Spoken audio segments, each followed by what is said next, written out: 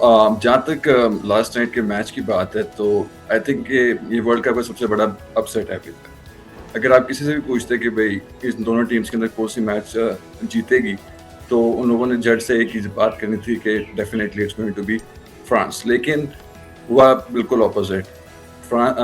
Spain ने बिल्कुल करके दिखा दिया कि kind of football they play और उनकी क्या एबिलिटी है।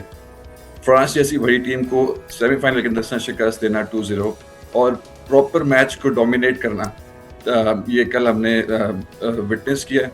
और मेरे ख्याल में इसके अंदर काफ़ी चीज़ें थी जो कि मेरे ख्याल में कोचिंग पॉइंट ऑफ व्यू से भी देखी जा सकती हैं, जिसके अंदर थोड़ा सा इशू वगैरह है फ्रांस की मैनेजरियल साइड की तरफ से।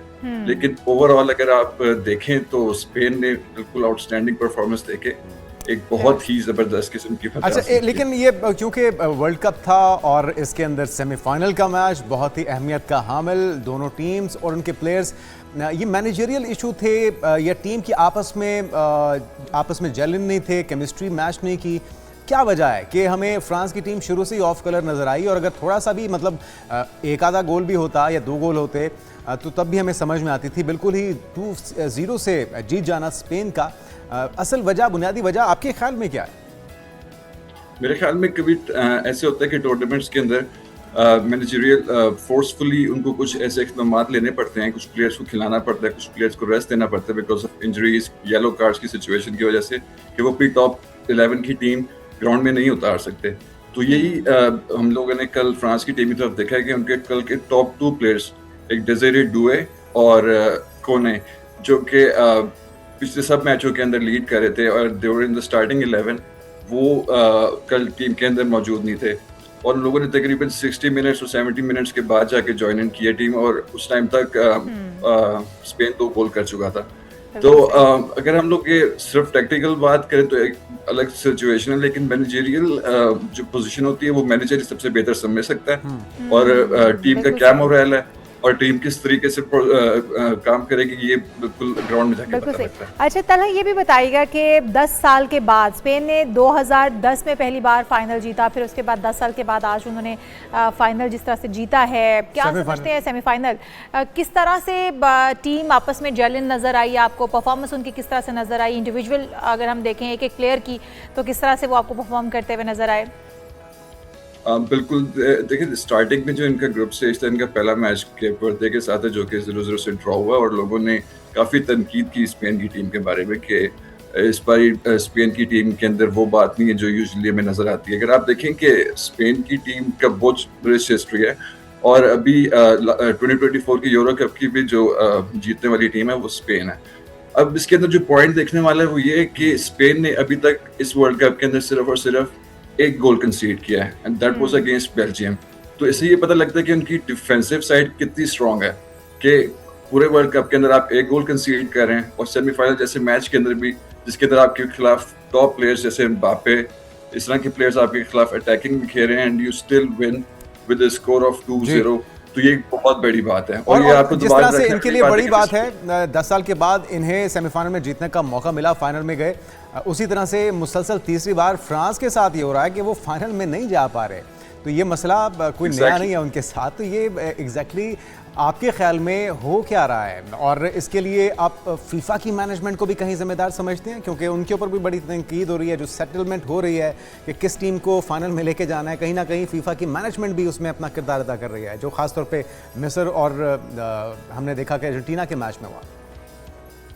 देखिए, ये जो सेमीफाइनल तक, क्वार्टर फाइनल तक की पोजीशन होती है, गेम होती है, totally depend on nerves of players and the managerial staff. तो अगर आप प्रेशर में चले जाएंगे इस मैच के अंदर तो definitely you are going to lose ultimately. लेकिन ये देखा जाए कि जिस तरह से इन लोगों ने इस चीज़ की तैयारी की है, जिस तरीके से फोकस थे वो टीम, आप अगर उनका टैक्टिकल तरीके से देखें, जिस तरह पैसिंग चल रही थी, जिस तरह से वो लोग गेम को हैंडल कर रहे थे, दैट वाज आउटस्टैंडिंग। तो अगर आपकी स्पेन जैसी टीम के खिलाफ मैच हो सेमीफाइनल के अंदर, और मैच भी सेमीफाइनल हो वर्ल्ड कप का, तो डेफिनेटली कोई भी टीम उसके सामने ढेर हो सकती है। लेकिन ये ठीक है। जैसे मैंने स्टार्ट में कहा कि it's the biggest upset of world cup, क्योंकि नोबडी वुड हैव प्रेडिक्टेड कि फ्रांस जो है 2-0 से हार जाएगी स्पेन से। बिल्कुल सही। अच्छा तला ये भी बताइएगा, अर्जेंटीना की बात कर रहे थे जुनैद, मिस्र बाहर हुआ, अर्जेंटीना बाहर हुआ और उसमें पता चला कि एक पॉलिटिक्स का शिकार हो गई दोनों टीमें। अर्जेंटीना को किस तरह से आप देखते हैं, क्योंकि हमने देखा रोनाल्डो जो है वो बहुत अच्छा परफॉर्म भी करते रहे, लेकिन उनकी टीम आपस में जेलिन नज़र नहीं आई है हमें। आप क्या समझते हैं कि टीम आपस में जेलिन ना होने की वजह से उन्हें बाहर होना पड़ा? जी डेफिनेटली, ये तो एक बहुत बड़ी कंट्रोवर्सी चल रही है आजकल कि जो प्लेयर्स थे वो एक्सेप्ट नहीं कर रहे थे रोनाल्डो को as the main man in the team.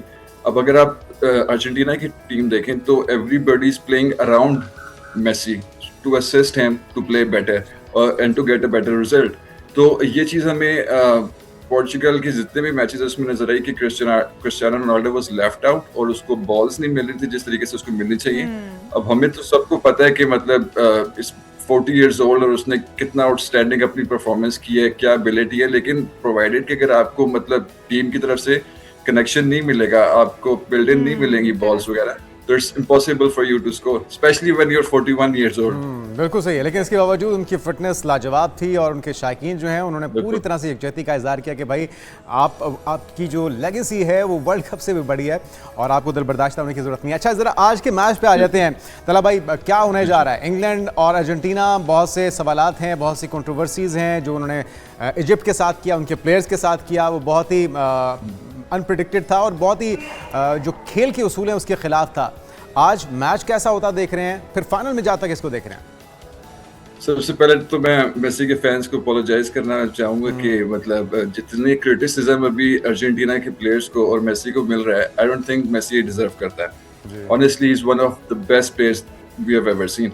लेकिन जो करंट कंट्रोवर्सीज चल रही हैं और जिस तरह से हमने उनका एनालिसिस किया है और जिस तरह से बड़े लोग जो हैं ब्रॉडकास्टर्स वगैरह इसके एनालिसिस कर रहे हैं, तो काफ़ी हमें चीज़ें नज़र आती हैं कि जिसके अंदर मतलब अर्जेंटीना को थोड़ा सा सिल्वर स्पून दिया जा रहा है, थोड़ी सी उनकी मदद की जा रही है so that they can win.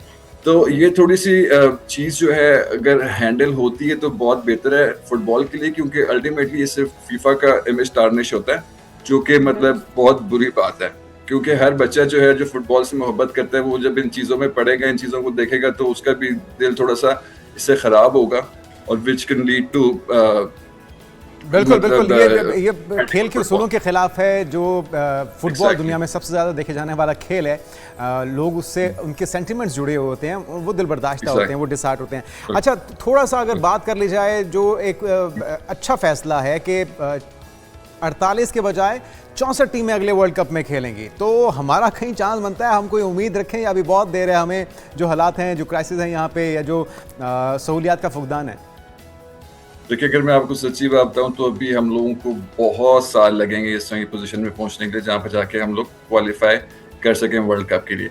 लेकिन ये जो इक़दाम है जिसके अंदर टीम्स को इंक्रीज किया गया, अगर आपसे कंपैरिजन करें लास्ट वर्ल्ड कप से, तो उसके अंदर 32 टीम्स थे, इसके अंदर 48 थी। तो हम लोगों ने कई ऐसे मुल्क देखे जिनका हमने शायद नाम भी नहीं सुना होता, जैसे केप वर्दे हो गया, कई और मुल्क हैं अफ्रीका के, तो उनको भी चांस मिलता है कि दुनिया के सबसे बड़े स्टेज के ऊपर, फुटबॉल के ऊपर अपने आप मुल्क को रिप्रेजेंट करने का। और एक और आपको मजे की बात बताता हूँ कि इनका जो स्ट्रक्चर होता है क्वालिफिकेशन का, वो इतना टफ होता है कि सम ऑफ द बिगेस्ट टीम्स जैसे इटली पिछले 3 वर्ल्ड कप मिस कर चुकी है क्योंकि दे वर unable to qualify through the क्वालिफायर्स।